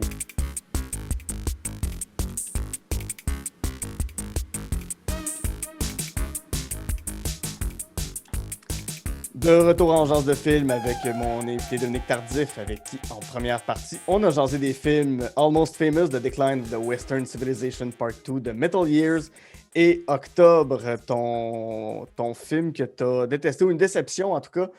C'est un film qui s'intitule Blinded by the Light, réalisé en 2019 par Gurinder Chadha, qui met en vedette Vivek Kera, Dean Charles Chapman, Kulvinder Gill, Nikita Mehta et Kit Reeves. J'en avais pas entendu parler de ce film-là. Je suis allé voir la bande-annonce pour comprendre ce que c'était. Ça Ça parle de quoi? On nous montre quoi dans Blinded by the Light? Je me souviens même plus ce que ça raconte, là, mais c'est un jeune immigrant, une famille pakistanaise en Angleterre très raciste des années 80 là, sous Thatcher. C'est ça le contexte, mais donc ce qui est le plus important dans ce film-là, c'est que ce jeune Pakistanais-là va trouver le courage et la force de combattre les xénophobes et les racistes dans la musique de Bruce Springsteen. Moi, je suis un grand fan de Bruce. Là. C'est un de mes héros personnels, un de mes chanteurs préférés. Puis j'avais beaucoup d'attentes, évidemment, envers ce film-là qui est inspiré, c'est tiré d'un livre donc, écrit par un fan de Bruce, un jeune immigrant pakistanais. Puis c'est ça. Donc, j'avais beaucoup d'attentes envers ce film-là que j'étais allé voir en projection de presse au AMC Forum, un de mes cinémas préférés. Tu sais, c'est le bon ton de dire qu'on aime les petits cinémas. Là, j'aime bien aller au Beau-Bien. Là, mais le AMC Forum, j'aime tellement ça. C'est grand. Puis, wow. Donc, je vais voir ce film-là, beaucoup d'attentes. C'est absolument catastrophique. C'est comme tout ce qu'il ne faut pas faire avec de la musique dans un film. Tu sais, je veux dire, quand il utilise une chanson, c'est toujours de façon hyper littérale. C'est toujours très banane. Ouais. On entend, tu sais, je veux dire, Bruce Springsteen a comme une œuvre hyper vaste. Là. Il y en a des chansons dans l'œuvre de Bruce. Ce gars-là est prolifique. On entend genre les mêmes 5 tunes tout le long du film. C'est rempli de bons sentiments. C'est comme... C'est une caricature de ce qu'est l'œuvre. Ça me touche. C'est vraiment émouvant que ce jeune homme-là ait trouvé du courage dans l'œuvre de Bruce. Puis ça a certainement été mon cas, même si j'ai évidemment pas vécu de racisme. Mais c'est ça. C'est juste comme une espèce de façon de réduire l'œuvre de Bruce Springsteen à quelques slogans un peu ridicules. Puis ça m'insulte en tant que fan de Bruce parce que son œuvre est beaucoup plus nuancée et complexe que ça. Donc, c'est pour tout. Ça ressemble vraiment, c'est ça, un film qui tente d'arracher des dollars à des fans de Bruce Springsteen en les faisant, en leur arrachant quelques larmes avec un message contre lequel on ne peut pas trop s'obstiner. Là, parce qu'évidemment, moi aussi, le racisme, je trouve ça absolument dégueulasse. Oui. Mais c'est que ça empêche un peu la. Ben, pas que ça empêche, mais ça fait en sorte que critiquer une œuvre comme celle-là, ça devient beaucoup plus difficile parce qu'il faut marcher sur des œufs. Faut agir. C'est ça, mais je veux dire, le film est tellement guimauve que j'ai aucun problème à dire que c'est un très, très mauvais film. Puis en fait, quand je suis sorti de la salle, j'étais comme un peu en colère. Ouais. Ou en fait, je pense que je riais. Là, je sais pas trop. J'avais surpassé la colère, puis j'étais dans le rire à ce moment-là. Ma blonde non plus n'avait pas aimé ça, donc j'étais comme plutôt rassuré. Là. C'était pas juste moi qui avais un problème. Puis c'est un film qui a récolté quand même d'assez bonnes critiques. Donc, je sais pas si c'est l'espèce d'effet Teflon de Bruce Springsteen qui résiste à toute critique. Là. Mais non, moi, j'ai trouvé ça catastrophique. Puis ça montre aussi, tu sais, il y a beaucoup, là, ça me gosse là, dans les films souvent, là, puis à la télé, la fameuse séquence avec une toune où là, on te résume comme... on veut te dire beaucoup de choses, faire passer beaucoup de messages, où on sent qu'il manque de budget, fait que là, on met une toune, puis on va mettre différents plans de gens qui je sais pas, qui font toutes sortes d'affaires. Là. Ça, c'est comme 2 heures de ça. Donc, c'est ça. Si vous êtes fan de Bruce, ne regardez pas ce film-là. Si vous n'êtes pas fan de Bruce, ne regardez pas ce film-là. Je vous suggère plutôt d'écouter la musique de Bruce Springsteen. C'est beaucoup plus fun. Ou de visionner un documentaire. Il y en a beaucoup là, des documentaires sur Bruce Springsteen. Puis ça va vous procurer plus de plaisir, certainement. Ouais. Quand j'ai vu la bande-annonce, moi, ce qui m'a un peu turn off de ce film-là, c'est de voir le jeune à côté sur un mur, puis on voit les paroles derrière qui s'affichent. Ils vont là. OK, ils ont mis un projecteur, on met les paroles à l'écran pour être sûr que tout passe. Voyons, c'est intense, la gang. Je comprends qu'on veut représenter ce qui se passe dans la tête de ce jeune homme-là. Là. Je pense qu'on est capable d'entendre et de comprendre ce qui se dit. Non, puis même les personnages de... il y a comme... Ça, c'est vrai. À la fin du film, donc il y a un voisin raciste qui commet toutes sortes de gestes pas super sympathiques tout au long du film. Puis à la fin du film, le personnage raciste a une sorte d'illumination. Puis ça aussi, ça me gosse parce que, tu sais, là, je veux dire, il suffit pas d'être gentil puis de faire écouter quelques chansons de Bruce aux xénophobes pour que soudainement ils vivent une épiphanie puis qu'ils se rendent compte que leur point de vue est complètement délétère. Je pense pas que c'est comme... J'aimerais que ce soit comme ça, qu'on puisse combattre le racisme, mais je pense pas que c'est aussi simple que ça. Puis c'est un peu le message que semble véhiculer ce film-là. Donc, c'est une autre raison pour lesquelles ça m'a vraiment agacé. Oui, je veux dire, ils vont des champs écrits, aimons-nous quand même, puis il y a encore de la haine sur les réseaux sociaux puis partout, là. Ça n'a pas tout réglé, non, effectivement. Le bon Yvon a fait son effort, mais ça n'a pas été suffisant. C'est ça, exactement. Je veux savoir quand même, toi, as-tu un artiste, on a parlé de Jerry Boulet, on a parlé de The Strokes, là, on parle de Bruce Springsteen. Y a-tu un artiste que tu as découvert à l'adolescence que ça a fait une explosion dans ta tête? En fait, cet artiste-là me parle, c'est mon artiste. À l'adolescence, plus spécifiquement, là, c'est comme plus super cool de parler de lui parce qu'il est partout puis il nous agace un peu, il est omniprésent, mais Dave Grohl a été longtemps, en fait, j'ai encore beaucoup d'admiration pour Dave Grohl. Il sort bientôt un documentaire là, sur les vannes. C'est sur les vannes dans lesquelles les groupes font de la tournée. Ça a l'air assez chouette. Mais Dave Grohl est partout. Là, on parlait de documentaires musicaux un peu plus tôt. Là, je veux dire, un documentaire musical n'a pas le droit d'être diffusé si Dave Grohl n'y figure pas. C'est un gars qui dit oui à tout. Mais c'est un gars qui est éminemment sympathique aussi. Donc. Il a l'air vraiment super cool. Donc, le choc que j'ai vécu quand j'ai découvert Nirvana, puis c'est quelques années après la mort de Kurt Cobain, ça a vraiment été un choc majeur. Puis, puisque je jouais de la batterie, Dave Grohl me fascinait. Puis, c'était avant, ou en tout cas, les Foo Fighters existaient peut-être. Le premier album était peut-être paru, mais c'était pas c'était pas encore le plus grand groupe de rock au monde, ce qu'ils sont devenus plus tard. Je me souviens que j'avais fait une recherche en 6e année. Il fallait faire une recherche, un texte sur notre héros personnel. Là. Je pense que c'était ça, comme la personne qu'on admire le plus dans la vie. Puis là, évidemment, tout le monde faisait sa recherche sur mon grand-père, puis mon père, puis ma mère. Puis moi, j'avais fait ça sur Dave Grohl. Je m'excuse auprès de mon père et de ma mère. J'ai plus d'admiration pour eux que pour Dave Grohl, en réalité. Mais à 11 ans, je trouvais ça vraiment plus cool de faire mon travail sur Dave Grohl. Donc, Dave Grohl, ça a été assez majeur. Sinon, qui d'autre? Claude Rajotte, j'en parlais tantôt, mais je veux dire, vraiment, si tu m'avais demandé à 11 ans, à 10-11 ans, c'est qui ton idole? C'est sûr que je t'aurais répondu Claude Rajotte. Là. Je veux dire, je regardais Musique Plus presque 24 heures sur 24.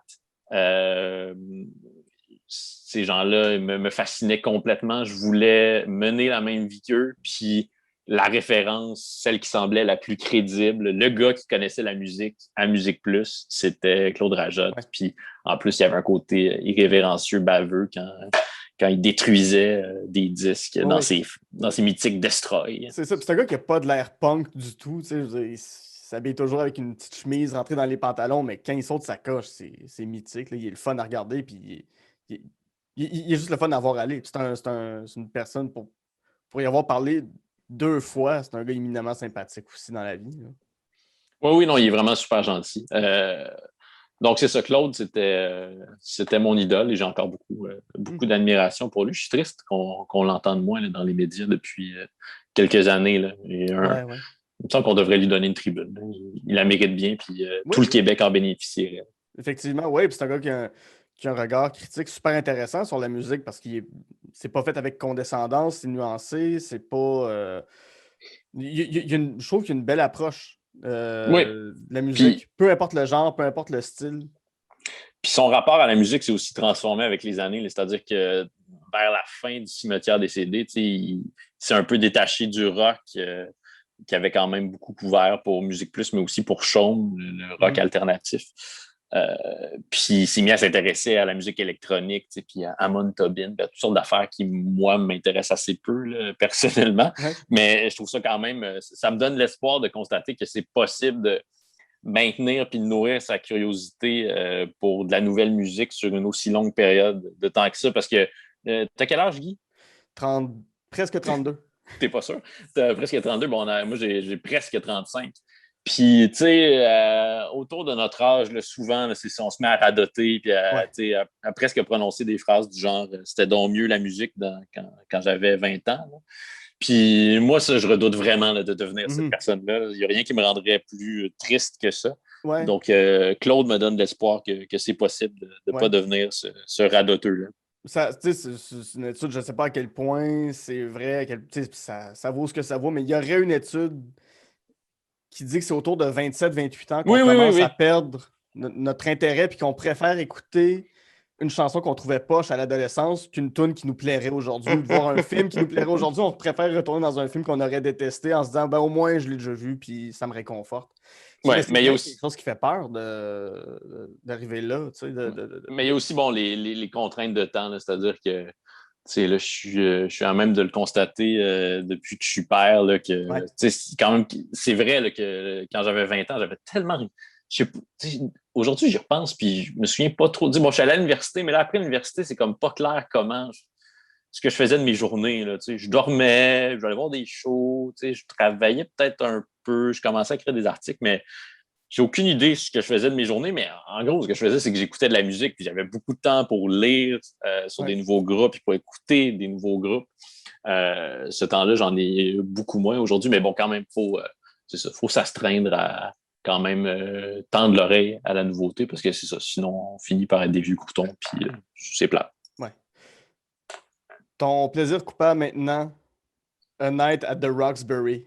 On parlait de film niaiseux au début, là. Ouais. J'aurais pu choisir aussi Basketball. Mon Dieu, oui. Ouais, que j'ai vu à plusieurs reprises. Je l'ai en VHS là aussi. Encore une fois en version doublée. Là, comme New York Roxbury, je l'ai vu pour la première fois récemment. Il se trouve sur Netflix, je pense. Puis je l'ai regardé pour la première fois en version originale anglaise. Okay. Mais je l'avais toujours visionné en version doublée. Ouais, c'est ça. C'est un des premiers rôles principaux de Will Ferrell. Ouais. Donc, c'est un film qui est inspiré d'un sketch de SNL. Ça n'a pas toujours donné des résultats heureux, des films tirés de sketchs de SNL. Pas toujours, non. Mais Wayne's World, c'est un bel exemple. Wayne's World, Blues Brothers, c'est des MacGruber, c'est pas si mal. J'ai pas encore vu MacGruber, mais c'est ça. Fait que c'est lui avec Chris Kattan. Oui, c'est son collègue de Saturday Night Live avec Molly Shannon, Richard Grieco. Oui. Richard Grieco! Richard Grieco! Emilio! Parce qu'ils ont vu Emilio Estevez, bravo! C'est ça. Ils l'ont croisé, puis là, ça devient la seule anecdote qu'il raconte à toutes les filles qu'il croise. Il name drop Emilio Estevez pour tenter d'impressionner des filles qui n'en ont vraiment rien à battre. C'est ça. En même temps, le film est sorti en 98. En 98, si tu veux impressionner des gens, parle d'Emilio Estevez. Ouais. Donc, c'est ça. Will Ferrell et Chris Kattan incarnent les frères Boutabi, qui sont vraiment qui travaillent au magasin de fleurs. En tout cas, leur père est propriétaire d'un magasin, d'un fleuriste, mais d'un fleuriste des fleurs des fleurs artificielles, des fleurs en plastique. Mais ils veulent rien savoir de cette vie-là parce que la vie qui les intéresse, c'est la vie nocturne, la vie de nightclub, la vie de discothèque. Puis, en fait, leur rêve, c'est d'être propriétaire. Leur premier rêve, leur rêve immédiat, c'est de mettre les pieds dans une discothèque puisqu'ils sont obligés de faire la file. Leur nom ne se trouve pas sur la liste des invités VIP. Donc, ils ont de la difficulté à entrer dans une discothèque. Donc, ils passent beaucoup de temps à faire la file dehors puis à parler à des filles qui sont tannées de les entendre de la fois où ils ont vu Emilio Estevez. Et leur idée, qui est vraiment une belle idée, c'est de construire, de lancer une discothèque qui reproduirait donc à l'extérieur les gens qui font la file. Le décor de la file, ce serait le décor de l'intérieur et l'intérieur serait le décor de l'extérieur. Mais ouvert à tous. C'est ça. Et voilà. C'est une idée, c'est démocratique. Là. C'est borderline socialiste comme idée. Là. Exactement, c'est ça. Donc, il y a ça. Bon, il y a évidemment ce dont on se souvient le plus de ce film-là, c'est le mouvement de danse, le hochement de tête. Ouais. Chris des Kattan qui frères. brise la vitre, de la voiture. C'est ça. Quel Puis bon on moment. comprend que c'est arrivé à plusieurs reprises au cours des derniers mois. C'est pas la première fois que ça se produit. Ils se promènent évidemment dans le camion du fleuriste de leur père. Donc, ils font ce mouvement de danse-là au son du tube des années 90, What is Love, What de is love? Hathaway. What is love? Baby, don't hurt me no more. Puis, ben, c'est un film aussi sur les relations fraternelles. Je veux pas comme surintellectualiser un film qui est vraiment hyper nono. Là. Ouais. Mais c'est ça, parce que Will Ferrell, c'est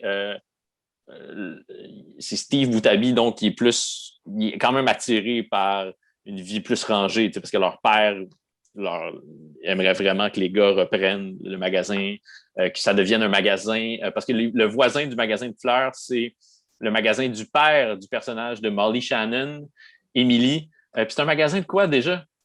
En tout cas, donc ils veulent fusionner les deux magasins, que ça devienne une espèce d'empire. Puis Will Ferrell, il se laisse tenter par cette vie-là.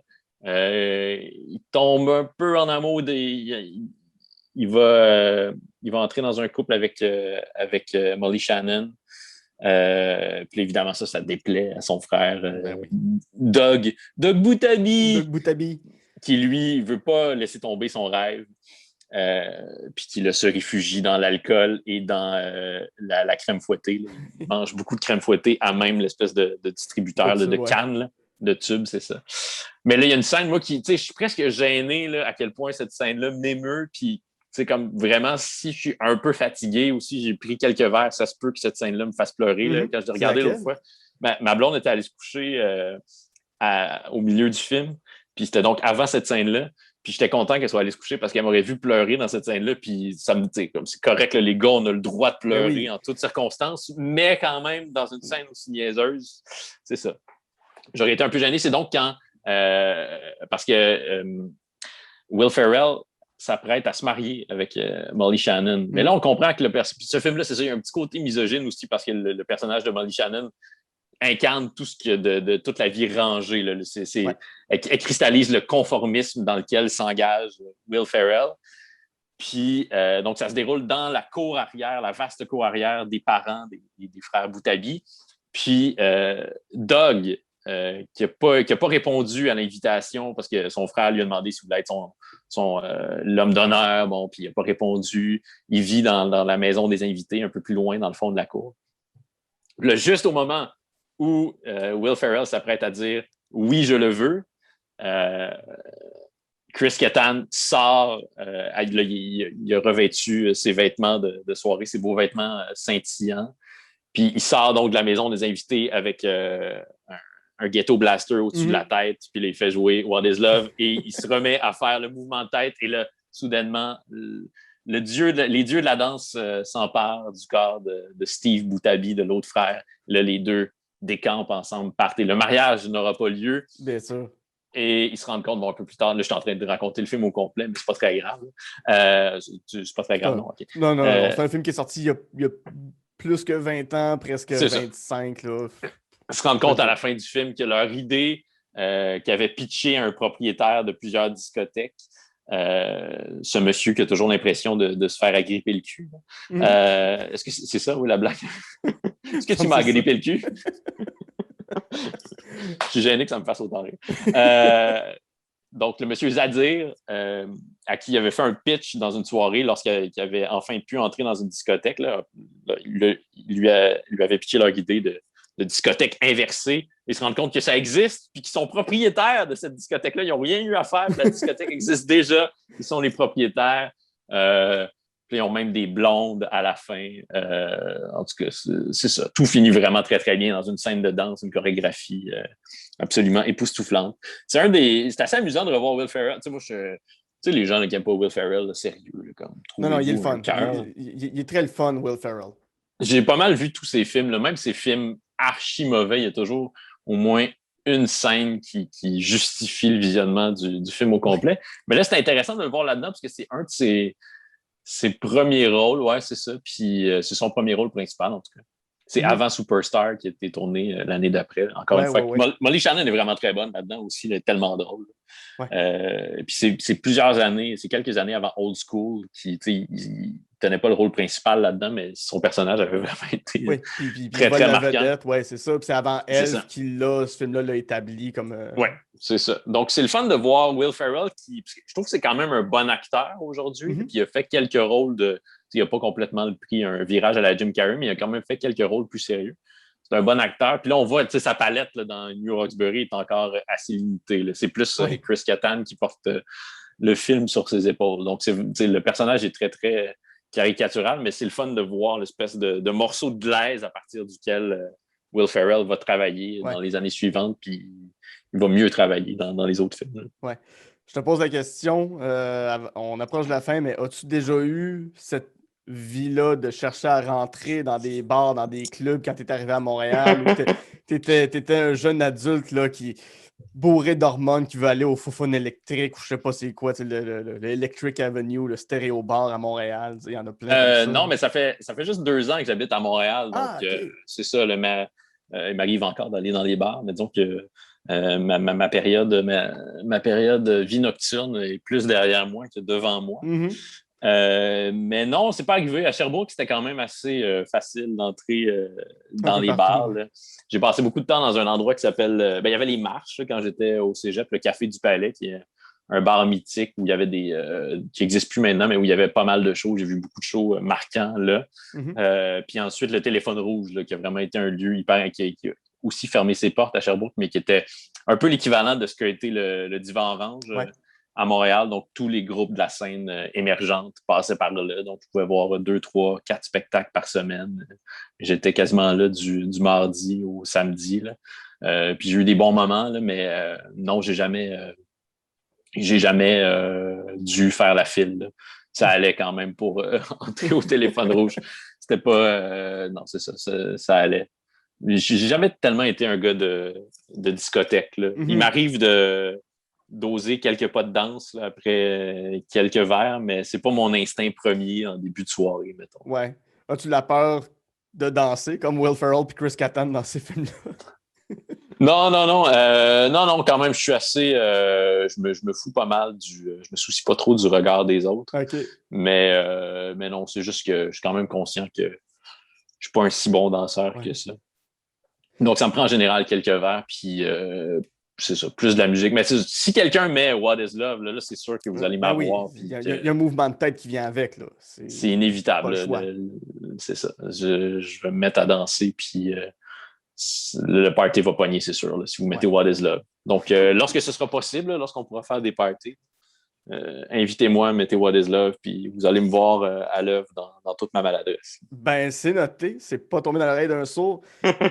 Dominique, ça a été un plaisir de t'avoir sur l'émission. C'était vraiment le fun. Je suis très content. Plaisir partagé. Merci beaucoup de l'invitation. J'ai beaucoup aimé me replonger dans mes souvenirs de cinéma. Puis ça me rappelle à quel point...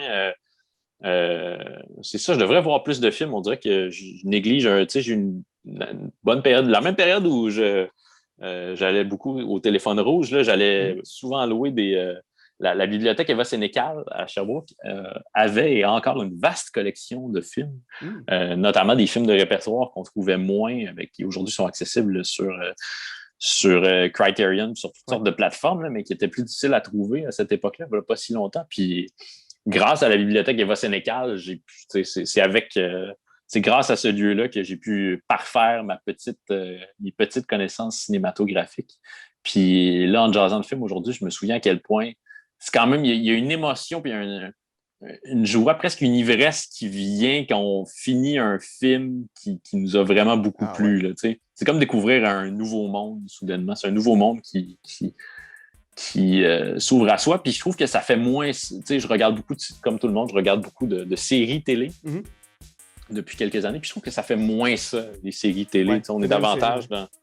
Ouais, c'est pas le même enthousiasme qui vient avec ça. Il y a certainement un plaisir qui vient avec une bonne série, mais c'est pas le même que lorsqu'on voit un film qui nous marque parce qu'il nous émeut ou parce qu'il nous fait rire. Donc, merci de me rappeler ce plaisir. Ça me fait plaisir. Si les gens veulent suivre ton travail, veulent te lire, veulent t'entendre, veulent écouter ce que tu fais, on va où? On écoute quoi?